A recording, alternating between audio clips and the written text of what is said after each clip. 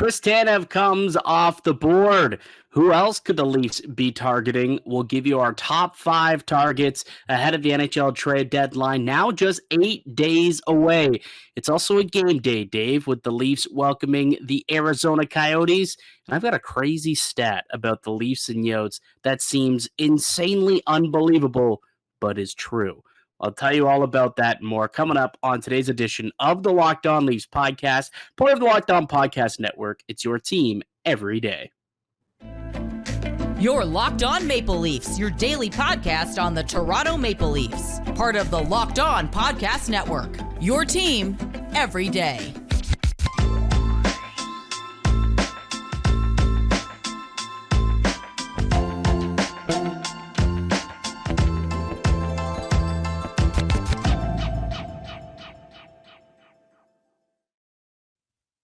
Hello and welcome into the Locked On Leafs podcast, a daily Maple Leaf-centric podcast hosted by myself, Mike DiStefano, and my co-host, Dave Morassutti. Today's episode is brought to you by Game Time. Download the Game Time app, create an account, and use the code LOCKEDON for $20 off your first purchase. If you're going down to the game tonight and you haven't yet used Game Time to get yourself some tickets, give it a try. Use the code LOCKEDON and get $20 off your purchase.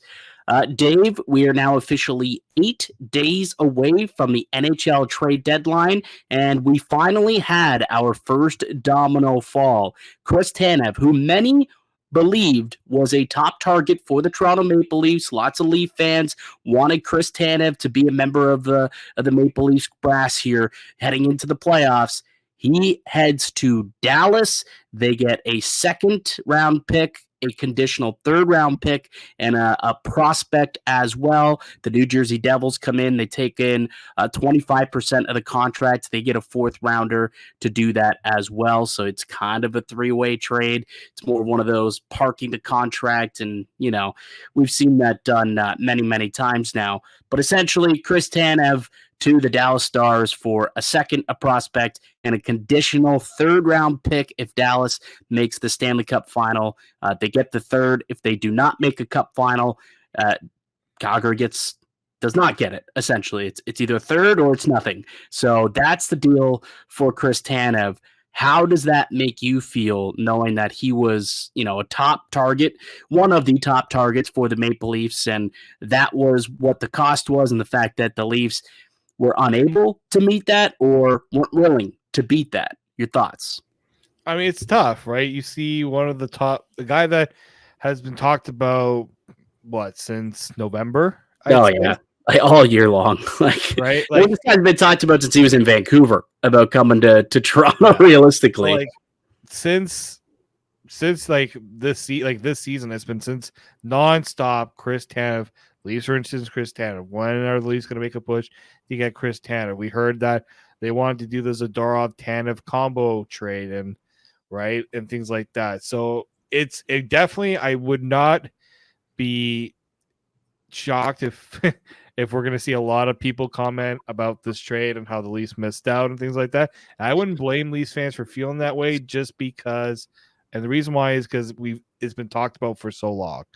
But at the same time, the last few weeks, I've been less confident about this deal going down because all we heard about is Calgary wants that second rounder. First rounder. They wanted the first rounder from the Leafs, but what the cost was a second plus for Tanev. And unfortunately, Leafs don't even have a second. And to give up the first, that's a steeper price to pay if you're Brad Treliving. Yeah. Could they have gotten a second round pick though? That's where I feel like they could have maybe tried to get a second round pick somewhere. You know what I mean? Whether that's moving on from a Nick Robertson, or perhaps you throw one of the other pieces into a deal. I don't know. But if you had to get a second round pick, I'm sure the Leafs could have tried and figured it out. But regardless, they obviously were not willing to make that deal. They weren't willing to pay the extra little bit, a first rounder to get Chris Tanev, and now he's unavailable for the Maple Leafs. And I thought that there would be that sentiment where a lot of Leaf fans would be a little upset over the fact that he's no longer available. And I understand it would have been an expensive haul. And I'm not saying that Chris Tanev was the difference maker between this team being, a Stanley Cup champion and not. It's not like he was going to be that one final piece that puts his team, right into the driver's seat. But I think that when you look at what their needs are, he did check most of the boxes, if not all of the boxes, for what this group needed.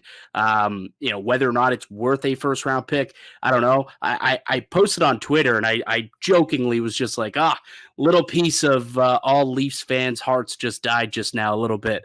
And I got ratioed. Apparently that's not the case. I don't know about you, Dave. For weeks we've been talking about this guy. People have been talking about how they would love to get Chris Tanev. All of a sudden, he gets traded. He's no longer an option for Toronto, and now he sucks. He's injury prone. He's old. He's a rental. Nobody wants him. I don't understand this. People are just hilarious in this city. But ultimately, yeah, the Maple Leafs didn't make the deal. Chris Tanev's no longer an option, and now the Leafs got to pivot. Right, there's still some options that are available, and that's where we get to have the fun of now creating a new top 5 list for top 5 trade targets after the Chris Tanev deal, taking him out of the running. Who else is available for Brad Treliving and the Toronto Maple Leafs? Why don't we take a quick break? Let's come back. Let's get into it. We'll each give our list, and then we'll tee up tonight's game. Got the Coyotes coming to town. And Dave, do you know the last time the Toronto Maple Leafs beat the Arizona Coyotes at Scotiabank Arena / Air Canada Center? Don't answer it. I'm going to tell you a little bit later in the podcast. That's called a tease in the biz, my friend. So we'll get to all of that and more league news from around the NHL coming up on the other side. I'm Mike DiStefano with Dave Morassutti. You're listening to the Locked On Leafs podcast, part of the Locked On Podcast Network. It's your team every day. Today's show is brought to you by Game Time. You shouldn't have to worry when you buy your tickets to your next big event. Game Time is a fast and easy way to buy tickets for all the sports, music, comedy, and theater events near you with killer last-minute deals, all-in prices, views from receipt, and the best price guarantee. Game Time takes the guesswork out of buying tickets. Game Time is the only ticketing app that gives you complete peace of mind when you make your purchase. You can see the view from your seat before you buy, so you know exactly what to expect when you arrive. And they're obsessed with finding the best ways to help you save money on tickets. Game Time has deals on tickets right up until the start of the event, and even an hour after it starts. It's the place to find last-minute seats. If you're going to the game tonight, Leafs, Yotes, or you're thinking about going and haven't grabbed tickets yet, consider using Game Time. With the Game Time guarantee, it means that you'll always get the best price. And if you find tickets in the same section and row for less, Game Time will credit you 110% of the difference. Take the guesswork out of buying tickets with Game Time. Download the Game Time app, create an account, use the code LOCKEDON for $20 off your first purchase. Terms apply. Again, create an account, redeem the code LOCKEDON for $20 off. Download Game Time today. Last minute tickets, lowest price guaranteed. Welcome back into the Locked On Leafs podcast. It's Mike DiStefano and Dave Morassutti. We are hosts here at Locked On Leafs, a daily Maple Leaf-centric podcast. We got new episodes coming out each weekday, Monday through Friday, wherever you get your podcasts from. And also you can watch us up on YouTube as well each and every day, Monday through Friday. Just search up Locked On Leafs and hit subscribe. Would be really, really appreciated. We're also going to be doing a giveaway. We're on our road to 5K subscribers on YouTube, Dave. And we've decided that once we get to 5,000 subscribers on YouTube, we're not that far. We're only, 500 views, subscribers away.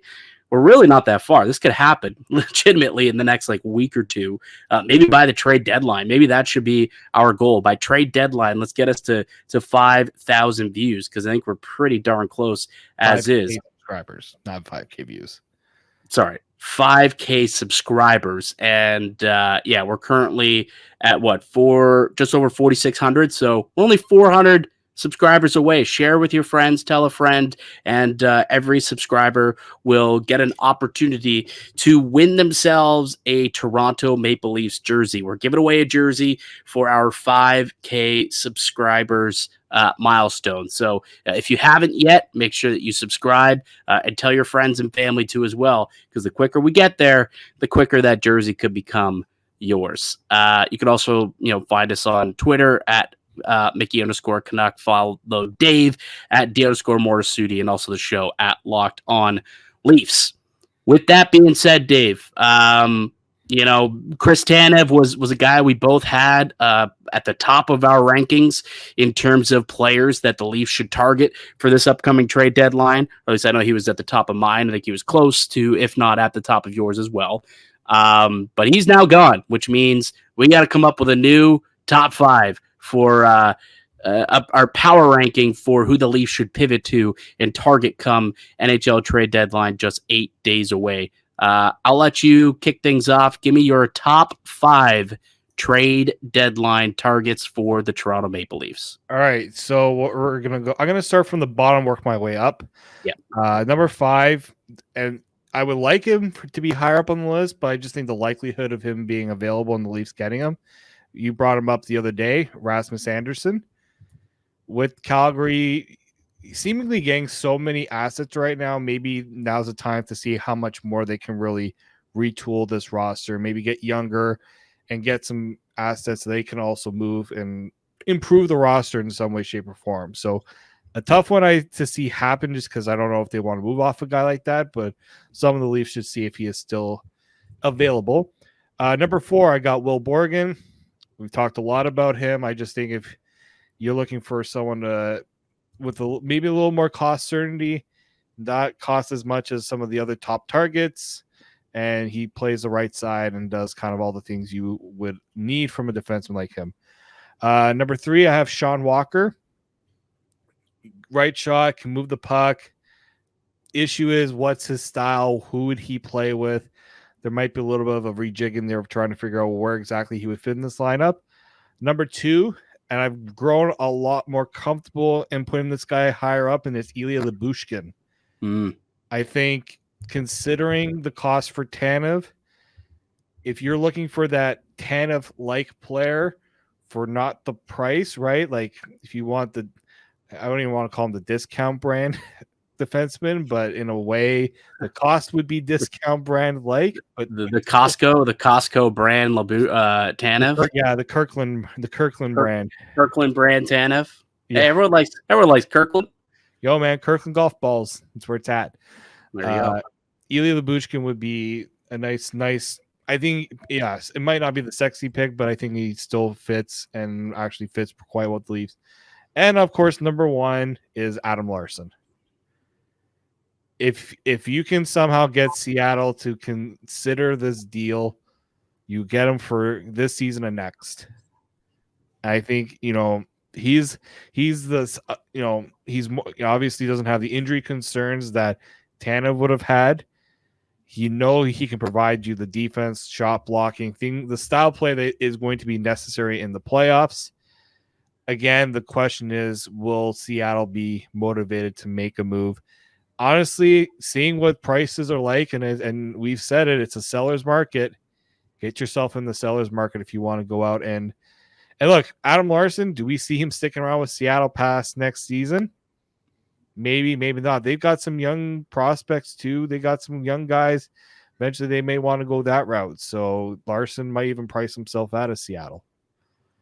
Potentially that could be the case. I certainly would be calling to make sure that, whether or not he's available or not, I don't know, but he's definitely someone that I'd be targeting, which is the point of this list, obviously. So I think it's appropriate he's there. He's on my list, and I'll get right to it and tell you exactly who I have, because it's a lot of the same names, just in a bit of a different ranking. So I've got Sean Walker at 5. And you brought up a really good point. Like Sean Walker is probably the better defenseman of most of these guys that are available and that are now on the top, trade bait boards on the right side. Like after Tanev, it does fall off a little bit in terms of overall talent. Yes, Sean Walker is probably the best one, but is he the right fit for Toronto? That's where I kind of think maybe not. Because I think they're looking for someone who's a little more rugged, someone who could throw the body around a little bit, someone who could play and kill penalties and play with some toughness, some size, some piss and vinegar is the term that was used when they brought in Domi and when they brought in Tyler Bertuzzi, right? I think they want someone similar, and I don't see that out of Sean Walker. He's not the biggest guy. He's a good skater, good puck mover. He can defend. He's not a liability by any stretch, but he's not coming in and he's not going to be like that perfect complement to Morgan Rielly, which is what we're looking for, which is why he's a little lower on my list at number 5. Number 4 is a player you've been harping on, and I think he was actually number 4 on your list as well, Will Borgen. Again, another player I'm not certain is going to be available, but if you're targeting defensemen who fit the bill for what Toronto could want to get, I think he is somebody who definitely fits that bill, can come in, he can play. It could play with Morgan Rielly if they want him to. The problem I do have with Will Borgen is I don't know if he's capable of playing those top echelon minutes like Morgan Rielly is. That's my only concern. He hasn't done it yet, but year after year, he seems to keep improving. And now he's 27 years old, I believe. He's in the prime of his career. He keeps just moving up and up the ladder. And I think he's a terrific, defensive defenseman. He's got good size. And Will Borgen, good shot blocker, good penalty killer, which is what they need. Alex Carrier comes in at number 3 for me, another right shot defenseman from the Nashville Predators. Now, Nashville's another team where they're going to be interesting come deadline day. Like, he's a pending UFA, but if the Predators find themselves in a playoff spot, which they currently are in now, they've won a lot of games here, they might be thinking maybe we should be holding on to our players and keeping them as own rentals and make a push. If that's the case, I'm not sure Carrier becomes available for Toronto, but if he is, he certainly should be someone who's near the top. He's somewhat similar to a Sean Walker, where it's like it's not the biggest body, but I do think that Carey plays with a little bit more snarl than Walker does, which is why I have him a little bit higher up on my list. Our top 2 is the same, just flipped. I had Adam Larsson as my number 2 target for the Maple Leafs for a lot of the same reasons you had. He's a big body. He's a smooth skater. He's got a good first pass. He can defend very well. He can kill penalties. And he's got a lot of experience, obviously. And he's got another year left on his term, right? $4 million. So you've got someone for next season as well. And I think he'd work well alongside Morgan Rielly. He is someone who can play those hard, heavy minutes that will be asked of Morgan Rielly's D partner. So it makes a lot of sense to me for Adam Larsson for them to call and check in on him. Just not sure if he's going to be available because he hasn't showed up on any of these trade bait boards, but he is someone who I think would be a terrific addition for Toronto. Ilya Lyubushkin, though, is quickly becoming, I think, the new top target, right? Like you said, he's kind of Chris Tanev light, and Tanev checked the boxes for a lot of the right reasons, and I think Ilya Lyubushkin does the same. And he's somebody who has played with Morgan Rielly before. I think that familiarity for me is another big reason why he's kind of rocketed up my power rankings in terms of targets. It's someone who we know has chemistry with Morgan Rielly, and it would work really well. He's got toughness, the Russian bear. I mean, he'll fight, he hits, he blocks shots, he can kill penalties.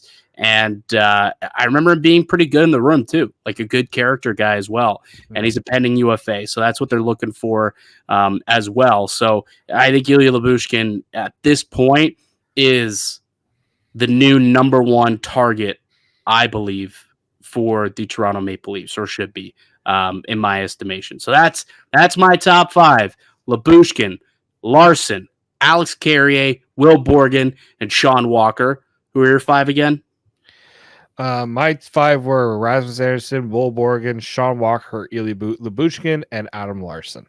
Right. So a lot of the same cast of characters. I don't know if you did an honorable mentions list, but I did have David Savard on my honorable mentions list as another possibility out in Montreal. You know, checks a lot of the same boxes that like a Will Borgen would check for you, right? Big, strong, right shot, can kill penalties, block shots, one of those defensemen. And he's got cup pedigree, won the Stanley Cup with the Tampa Bay Lightning not too long ago. An interesting name that I actually also had. He doesn't really fit for this cup run, but a name that's interesting to me is Adam Boqvist out in Columbus. He's on TSN's trade bait board, and not necessarily do I think he's like an option for now, but at 23 years old, former first round pick, I wonder if like a change of scenery type of thing would make some sense. Like, see if you can do like a Robertson for Boqvist type of deal potentially, and he becomes, you know, what Klingberg was supposed to be this year. Maybe he helps next year, and he's a puck moving defenseman for this team next year and grows into a role with this team potentially. That was just a random name that I saw when I was looking. Just like a young player. Again, he's not necessarily in the ilk of the Labushkins, the Tanevs, the Walkers, or Larson. But it was an interesting name that I did see out there on the trade boards. Yeah, I think like Columbus is one of those teams where new GM, right, in place, you wonder how much. I mean, they should be selling. The problem is what they have to offer might not even be. It's like a team that maybe didn't get the targets they want. It's like, all right, Columbus, what do you got? It's like you go through the store trying to find what you're looking for. Then there's that basket at the front of the cashier with all like the clearance stuff. And you're just like, let's just take a look and see what we can find here for a cheap price. Yeah, like I would imagine a couple of guys get dealt over there. Like I'd imagine somebody will take a shot at maybe Andrew Peak at a reduced rate, and even a Boqvist at a reduced rate. I would think though, so like maybe they move on from a Boone Jenner. And if Toronto wants to get into the forward market, I think that'd be worth a phone call to see if Boone Jenner, what the price point would be for that. That'd be a really good addition for the Maple Leafs, obviously. But we'll see. Now that Chris Tanev's off the board, though, it makes things a little bit more interesting. It's, there's a bit of a drop off when it comes to, defensively reliable, top four proven, top pair defensemen, right shot defensemen. There's a couple of question marks, but there's no doubt in my mind that still has to be the number one need for Toronto. Is they got to find a guy who you can plug into your top four and play alongside Morgan Rielly and be responsible and reliable defensively. That's essentially what they got to get at this juncture. And there's not many guys out there who are like proven top four dudes, but there's a couple that, if given an opportunity, might be able to do okay. Like Luke Shen wasn't supposed to do that last year in the playoffs, but he did. Labushkin wasn't supposed to do that last year or 2 years ago, and they traded for him, but he ended up, creating a role for himself and playing a top four role with Rielly come playoff time. So we'll see what the Leafs end up doing here this season. Yeah, I think it's been clear for a long time.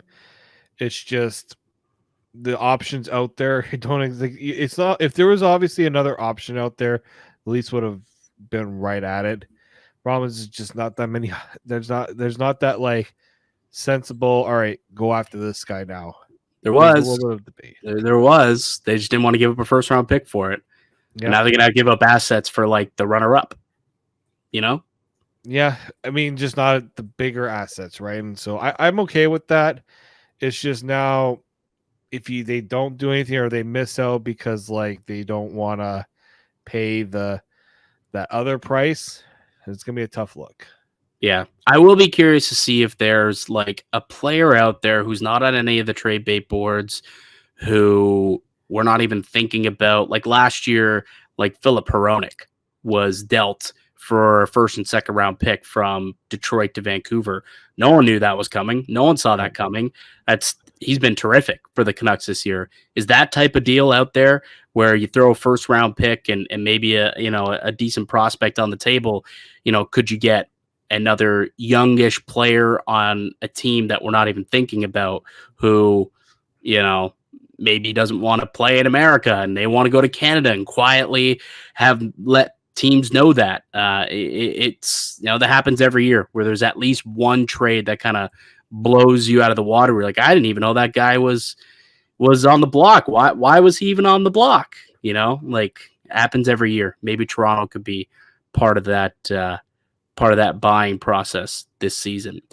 All right, let's take one more break. Let's come back and let's tee up tonight's game, Maple Leafs Coyotes. And I've got that wild stat between the Leafs and Yotes. The last time Toronto beat Arizona on home ice. It's been a while, Dave. It's been a while. I'll tell you just how long next. Today's episode is brought to you by Sleeper. It's the halfway point in the season, Leaf fans, and regardless of where we are in the current standings, I want to remind you that you could win big by playing daily fantasy hockey on Sleeper. It's the official daily fantasy app of the Locked On NHL Network. Sleeper is our number one choice for daily fantasy sports, and especially daily fantasy hockey. Because with Sleeper, you can win 100 times your cash in daily fantasy hockey contest. All you got to do is pick whether studs like McKinnon or Crosby, McDavid, Zach Hyman, who's now up to 40 goals on the year, Matthews, Nylander, Tavares, whoever will record more or less than their sleeper projections for things like goals, assists, saves, plus minus, and more in any given game. To win 100 times your bet on Sleeper, you need to correctly predict the outcome of 8 player stats. You heard me, Leaf fans. You can win 100 times your money by playing daily fantasy hockey with Sleeper. So start paying attention to nail your picks so you can start winning big. Use the promo code LOCKEDONNHL. You'll get up to a $100 match on your first deposit. Terms, conditions apply. That's code LOCKEDONNHL. See Sleeper's terms of use for details and locational availability. Welcome back into the Locked On Leafs podcast. It's Mike DiStefano and Dave Morassutti. We are a daily Maple Leaf-centric podcast here on the Locked On Leafs show. You can find us wherever, whichever platform you use to listen to your podcast, and also up on YouTube. It's a game day. Got a game tonight. The Toronto Maple Leafs hosting the Arizona Coyotes. And I posed this question to you a little bit earlier, Dave.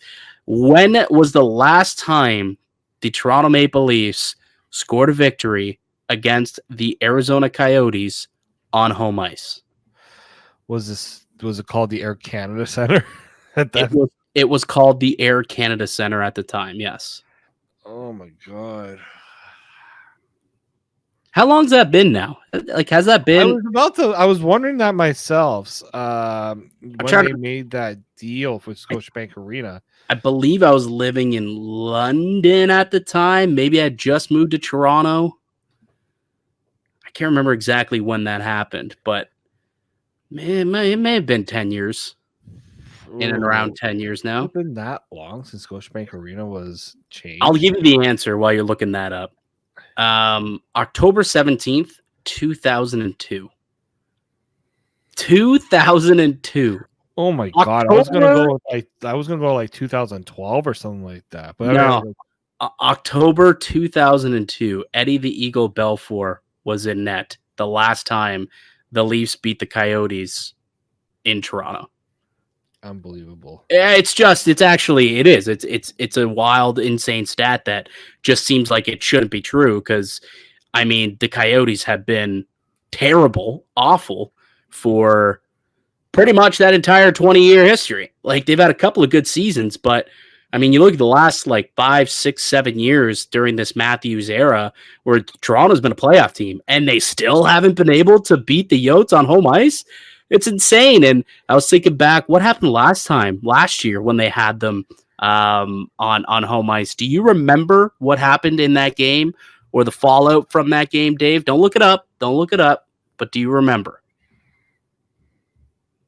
That wasn't the Chikrin game, was it? No, that was the year Arizona. before. That was also in Arizona, and that may have been the year before as well. Well, there was the overtime where Austin Matthews felt like he got hooked. That was the Chikrin game. Okay. Oh man. Does this ring a bell?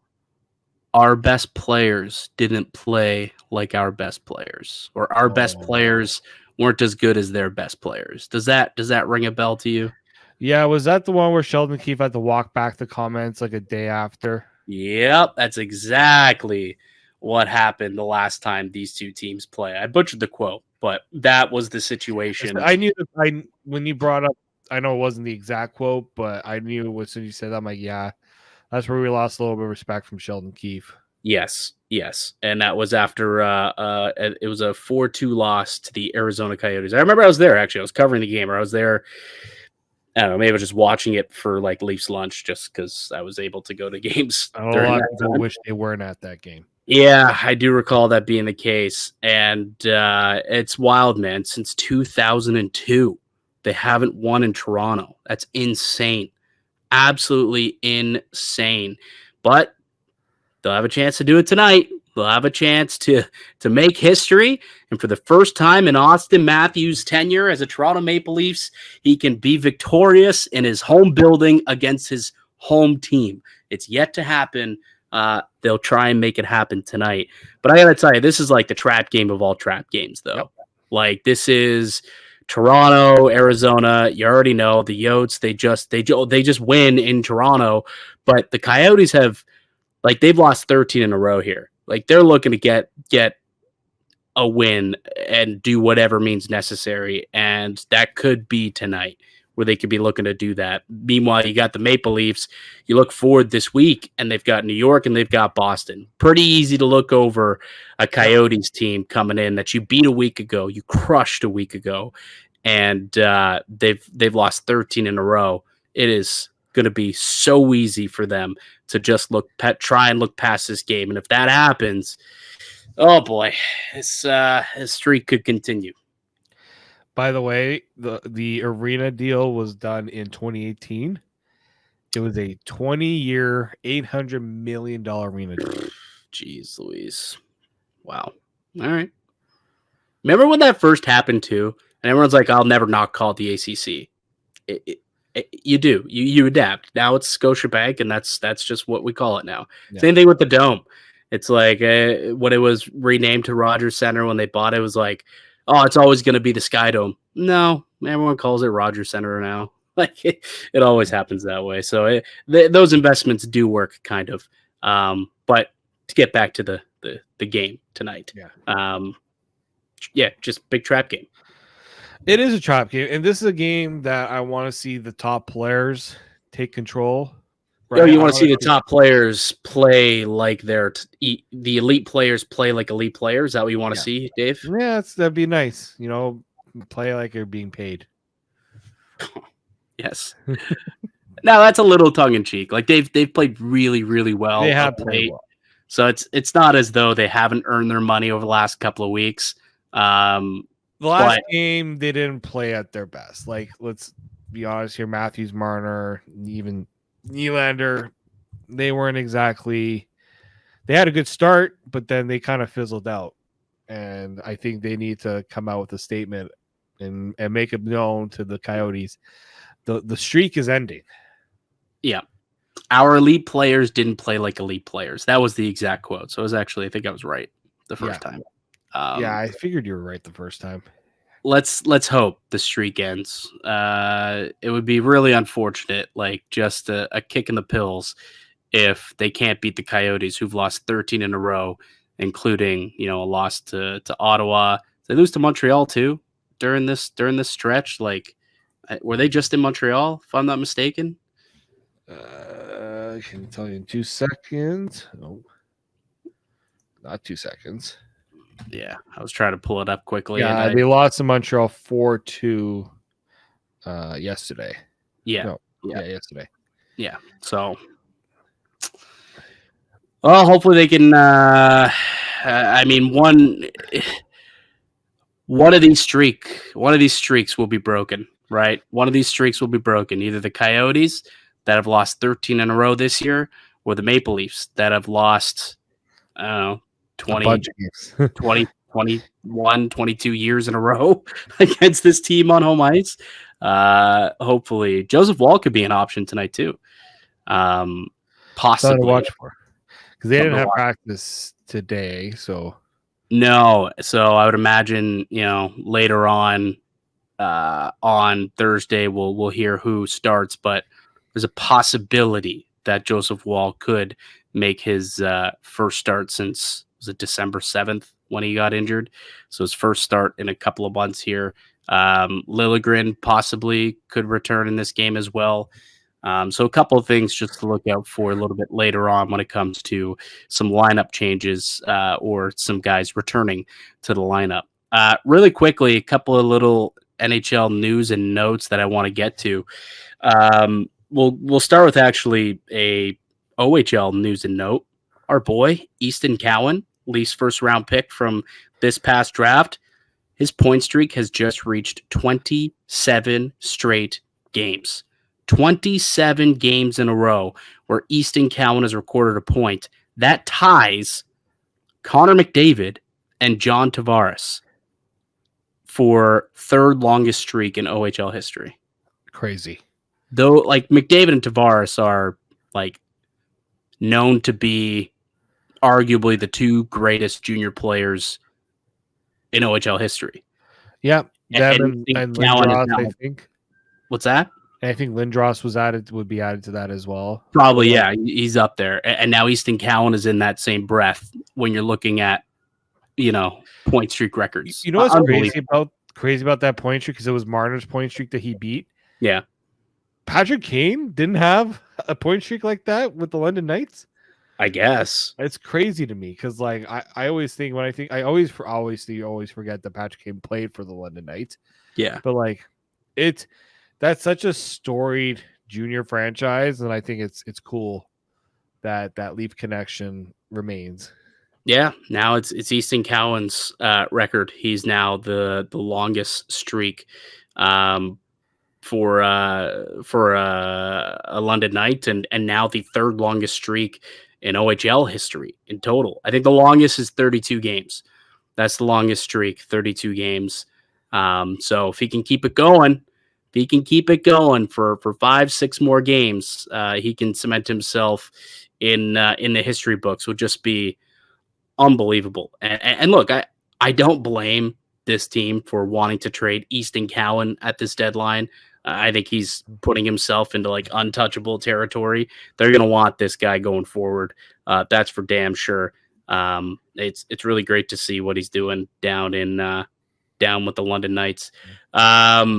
Couple other quick news and notes, I guess. It was interesting. Elias Pettersson, there was a lot of news recently about how things are far apart, right? Canucks might be listening on Elias Pettersson. Teams are calling and not being hung up on. Well, I think we could put that all to bed. Frank Saravalli came out. It was like an hour before the Dallas trade was made, the Tanev trade, and said, hearing that Elias Pettersson, the Canucks have made substantial progress on a extension, an 8-year extension. So looks like Pettersson and the Canucks will be locking it down with each other for quite some time. I imagine it'll come somewhere north of Nylander, south of Matthews would probably make sense for Pettersson. Yeah, I saw the number like 8 years, 12 million was being thrown out by David Pagnotta, which probably sounds about in that range. Like, yeah, and it was weird because like a couple months, if you looked like a month or 2 months ago, it didn't seem like the Canucks were kind of thinking a deal was going to come anytime soon. It felt like that was going to get pushed to like the off season. So which he's an RFA. It's fine, and I think Pettersson. I don't remember if he said he didn't want to negotiate during the season or not, but I was getting the impression that that was how things were. And then out of nowhere, Frank Saravalli drops a tweet. Oh, actually, they're close to an extension, 8 years at that. All right, so that should be announced in the next 24 to 48 hours, we would assume. Pettersson, a longtime Canuck. Really quickly, Minnesota Wild also report out there they will not be trading Marc-Andre Fleury, so you can take him off of the list of potential goaltenders if teams need one. UC Saros also, you could probably take him off the list of potential goaltenders to be dealt at the deadline. Barry Trotz did say he's leaving the door open for a team to blow him away, but does not see that happening. Yeah, so there's the news and notes. I wanted to get into this PWHL stuff, but maybe we can do that tomorrow and talk about the intriguing new playoff and draft formats. And I just tomorrow I want to get your thoughts on if you think it would work in the NHL. So there's a little tease for what we can get into for tomorrow's conversation. But that's gonna do it for us here today on the podcast. I'd like to thank you all for listening and supporting the show. You can subscribe to the Locked On Leafs podcast on all podcast platforms and receive daily Leafs content. Follow myself on Twitter at Mickey_Canuck. Follow Dave at D_Morassutti, and follow the show as well at Locked On Leafs. If you're watching on YouTube, make sure that you smash that like button if you enjoyed it. Comment down below your thoughts on the Tanev deal. Who's next up? Who's the number one trade target for you now for the Maple Leafs? And again, we're having a race to 5,000 subscribers. We're giving away a jersey, and you have to be subscribing to be to be eligible to win the jersey. So make sure you subscribe also on YouTube and subscribe also on iTunes or wherever you get your podcast from. We'll be back on another episode for you guys tomorrow. Game tonight, Leafs, Yotes. Can they win their first game in Toronto since 2002? We'll see. We'll break it down tomorrow. Go Leafs, go. Until then, keep it locked right here on Locked On Leafs.